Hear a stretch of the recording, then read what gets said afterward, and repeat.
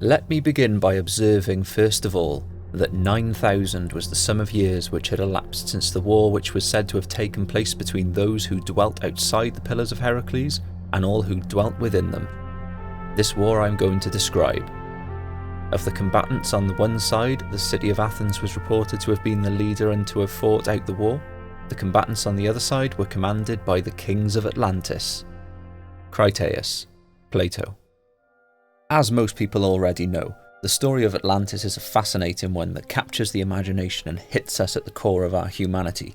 Just the thought that there might have been a technologically advanced society thousands of years before even the Sumerians, who were widely regarded as the first recorded developed civilization in history, and they date back to around 6,500 years ago, and are credited with inventing a lot of firsts like writing and the wheel.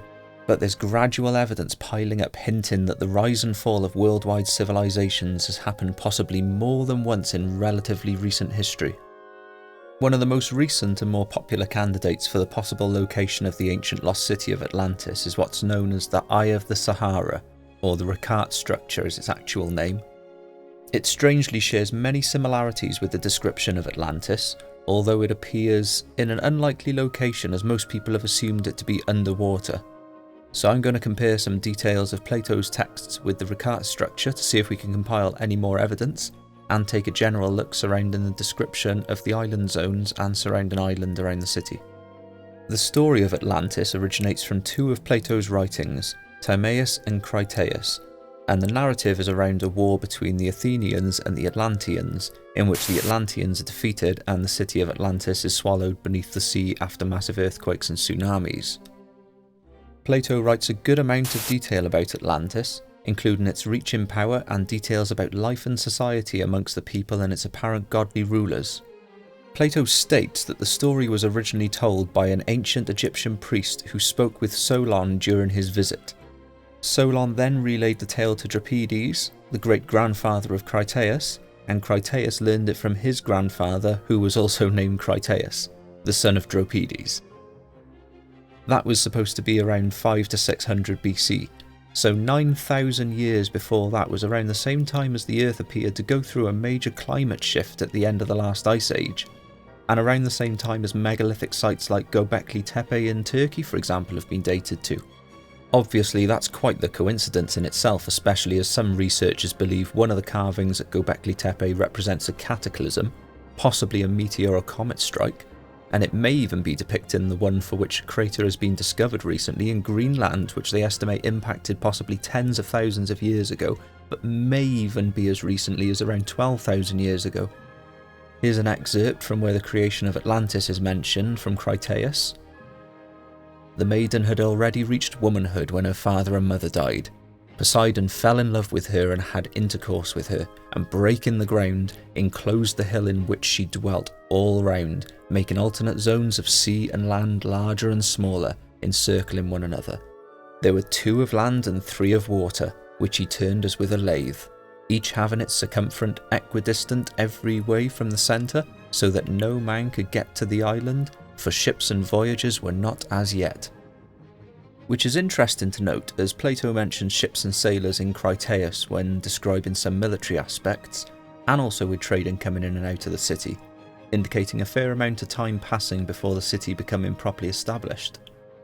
He goes on then to say, he himself, being a god, found no difficulty in making special arrangements for the centre island, bringing up 2 springs of water from beneath the earth, one of warm water and the other of cold, and making every variety of food to spring up abundantly from the soil. He also begat and brought up 5 pairs of twin male children, and dividing the island of Atlantis into 10 portions, he gave to the firstborn of the eldest pair his mother's dwelling and the surrounding allotment, which was the largest and best, and made him king over the rest. The others he made princes, and gave them rule over many men and a large territory.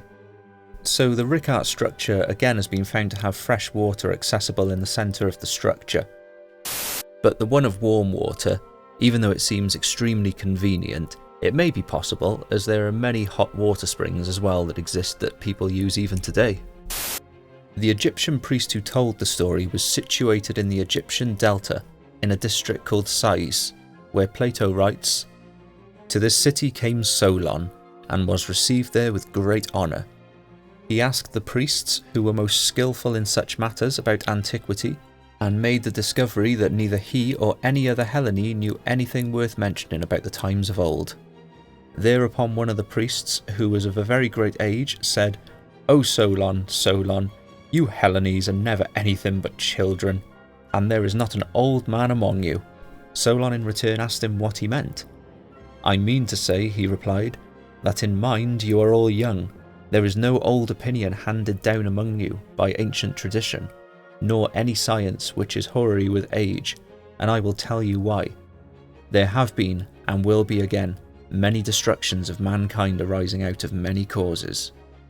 He then goes on to say, "Many great and wonderful deeds are recorded of your state in our histories, but one of them exceeds all the rest in greatness and valour.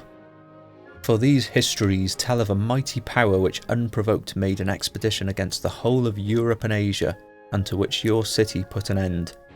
This power came forth out of the Atlantic Ocean.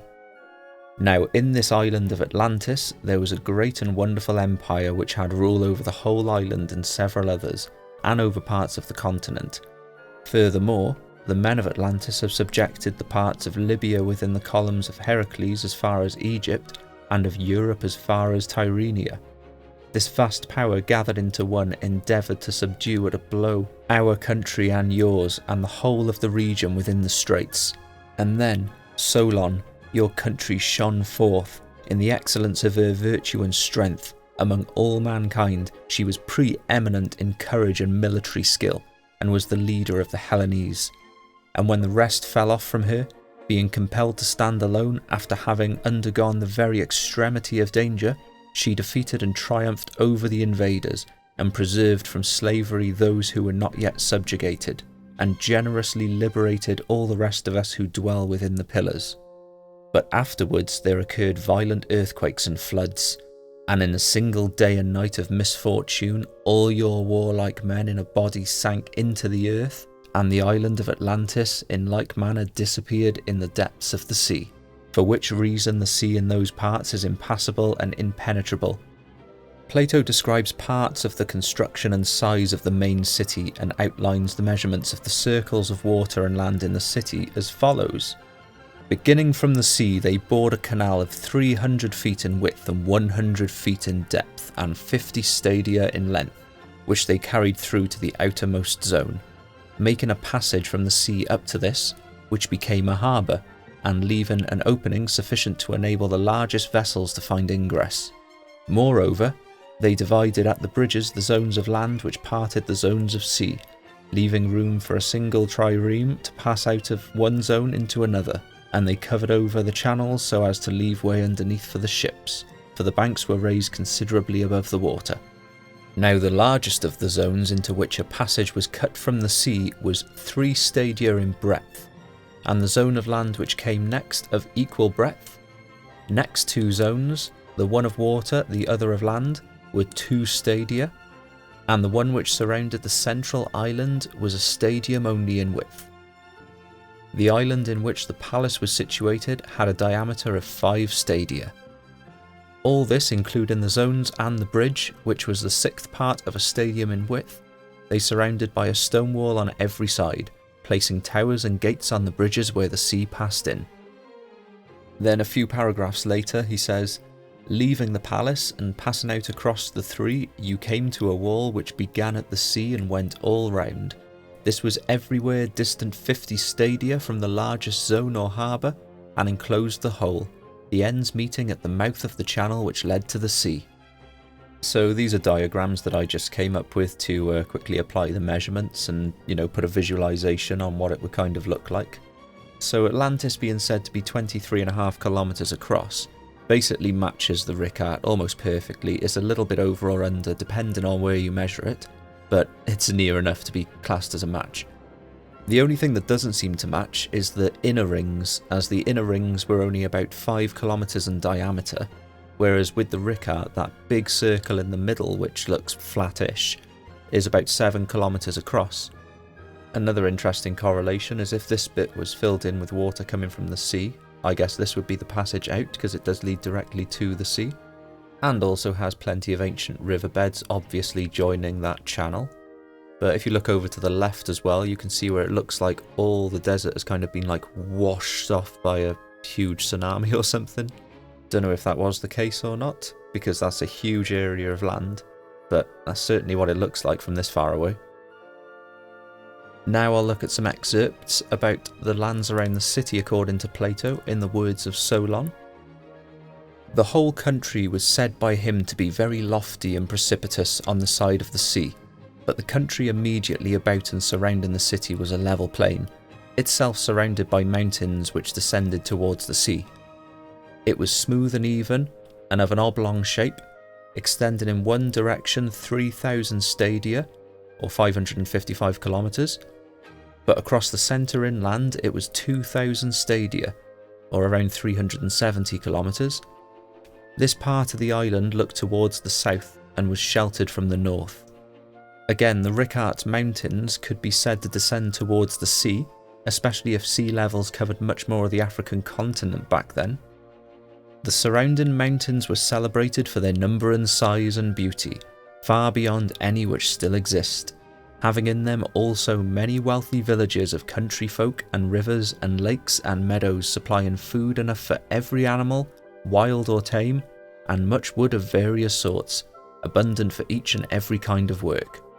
So here we can clearly see so much evidence of ancient streams and rivers that this area seems like it was a lush environment 10,000 plus years ago. Another thing I noticed, which may just be a coincidence, is that Plato said that the canals that empty out into the mouth that empties into the sea are spaced about 100 stadia apart, which is about 18.5 kilometres. Now, these ancient riverbeds coming down from this mountain area are about that distance apart. So could these possibly have been the old canals and have just eroded over time into regular riverways? It's just a thought, like I said. Looking at these, I don't think they represent canals at all, I think they just represent natural streams and rivers. But you never know, a long time has passed. I will now describe the plain as it was fashioned by nature and by the labours of many generations of kings through long ages. It was for the most part rectangular and oblong, and where falling out of the straight line followed the circular ditch. The depth and width and length of this ditch were incredible, and gave the impression that a work of such extent, in addition to so many others, could have never been artificial. Nevertheless, I must say what I was told. It was excavated to the depth of 100 feet, and its breadth was a stadium everywhere. It was carried round the whole of the plain, and was 10,000 stadia in length. That's about 1,850 kilometres. It received the streams which came down from the mountains, and winding round the plain and meeting at the city, was there let off into the sea.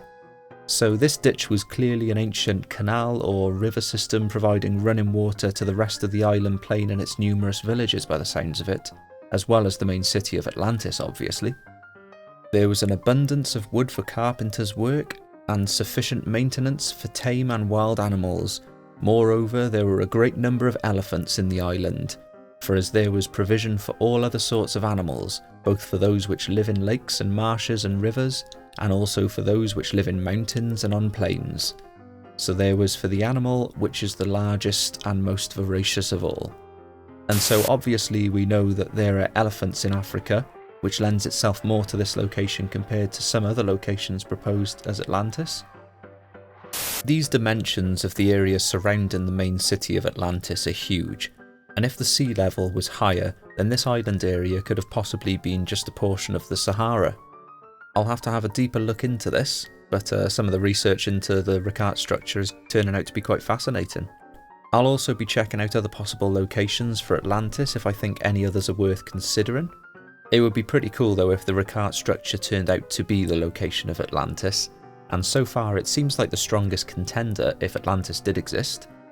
But could that just also be due to the fact that it's the only location that we can visually see similarities to using satellite imagery, as we don't have like a Google Earth under the sea version? Well, Google Earth's under the sea is very low res and probably not very accurate, at least anyway. I'm going to leave it there for this video. Tell me what you think. Do you even think Atlantis existed? Do you think it's in a different location? And do you think their empire possibly had anything to do with other ancient monuments or megalithic sites? After all, it was said that their influence may have reached to Egypt and beyond. Well, thank you very much for watching. Please subscribe for more ancient history and unsolved mystery videos, and take care of yourselves out there.